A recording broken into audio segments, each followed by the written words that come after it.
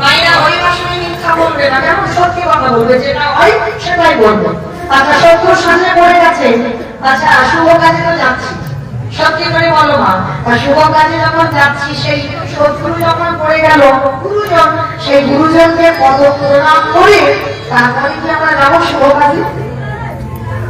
কি বাবা, কেউ যাবো?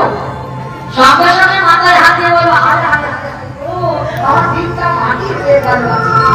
কেন না, শত্রুর মুখ দেখতে হবে সকালবেলা, ওই জন্য দিনটা মাটি হয়ে গেল। কিন্তু বাবা, এই জিনিসগুলো জানি না বলে আমাদের এই দশা।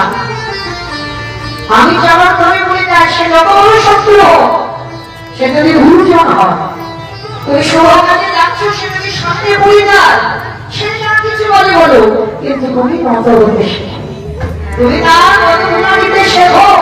আর যদি তোমার চরিত্র, তোমার স্বভাব এমন হয়, তোমার সকল কাজে তুমি জয় জয়কার করবে। আমরা মানি না বলে তোমাদের এই দশা, এই দুর্দশা। যদি বলো তার প্রমাণ মহাভারত, এটা আমার কথা কাউকে বিশ্বাস করতে হবে না।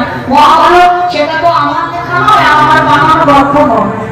মহাভারতে ভগবান কৃষ্ণ যুধিষ্ঠির মহারাজের দ্বারা শিক্ষা দিয়েছেন।